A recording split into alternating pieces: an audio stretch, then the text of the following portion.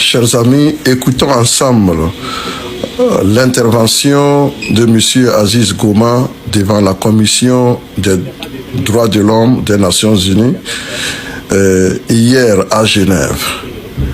M. Aziz Goma détaille, n'est-ce pas, tout ce qu'il a subi et tout ce que tous les autres détenus politiques sont encore en train de subir dans les prisons de M. Faure Gnassingbé. Désormais, rien ne sera plus caché. Le monde entier est là. Aziz Goma, c'est un témoin qui a vécu ce dont il parle. Ce n'est pas, on m'a dit non. Il est le témoin privilégié. C'est pourquoi les Nations Unies ont voulu l'écouter.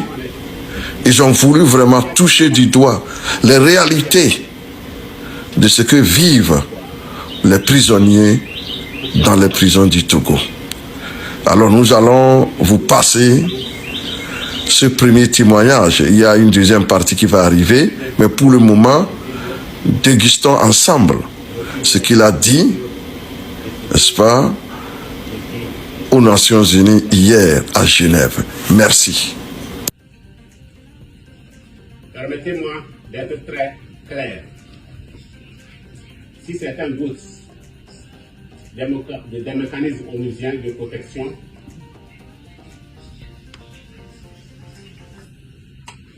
ce doute ne vient pas des livres. Il vient des cellules de torture, des salles de prison et du silence qui accompagne les arrestations et détentions arbitraires.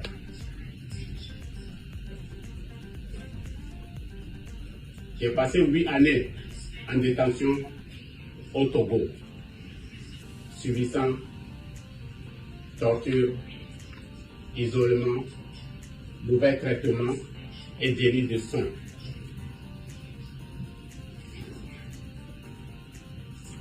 Je n'ai commis aucun crime. J'ai juste exercé mes droits et défendu celles des autres. Sans la mobilisation de ces mécanismes, je ne serais probablement pas en vie aujourd'hui. Les avis du groupe de travail sur la détention arbitraire, la communication des procédures spéciales,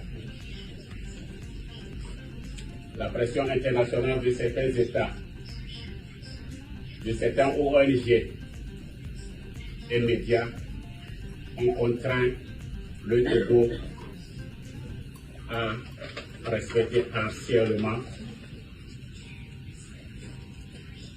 ces obligations.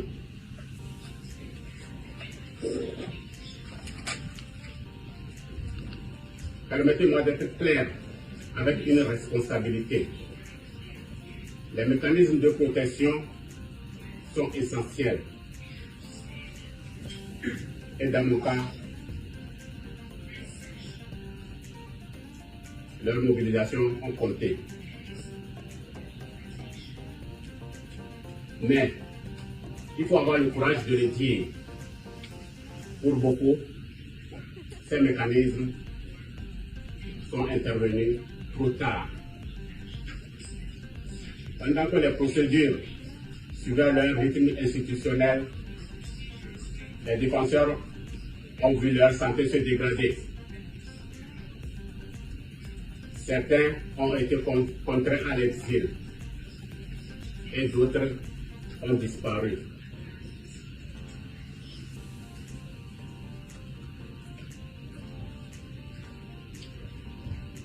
Et cette réalité n'appartient pas au passé. Aujourd'hui encore, au Togo, les défenseurs sont détenus dans des conditions contraires aux normes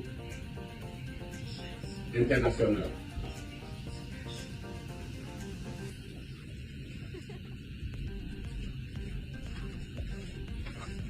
La question n'est pas celle de l'utilité des mécanismes. Elle est celle de leur capacité à agir avec suffisance de détermination pour protéger les vies humaines. Combien de défenseurs devront encore souffrir avant que les obligations internationales soient pleinement assumées et mises en œuvre sans délai? Je vous remercie. Ici, la deuxième partie de l'intervention de M. Aziz Gouma à la Commission des Nations Unies. M. Aziz Gouma doit nous servir d'exemple et en même temps d'espoir. Moi, j'appelle espoir, pas croiser les bras et rester attendant un meilleur avenir, non. Ici, l'espoir, c'est de continuer de se battre pour améliorer ses conditions.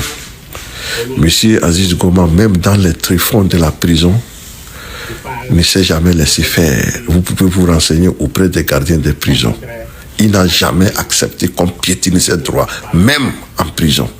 Et c'est ce qu'on appelle espoir.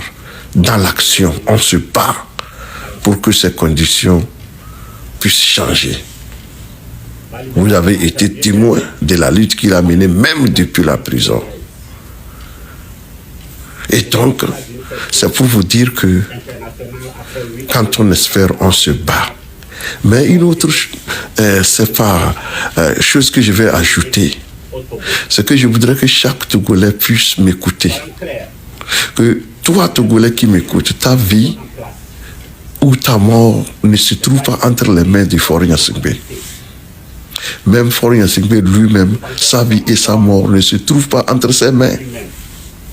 La vie ou la mort de chacun de nous se trouve entre les mains de celui-là qui l'a créé. En dehors de lui, personne ne pourra décider de la vie ou de la mort de qui que ce soit. Je vous cite l'exemple qui se retrouve dans presque tous les livres saints, dans le Coran, dans la Bible, dans la Taura. Cet exemple est là, cette histoire est racontée.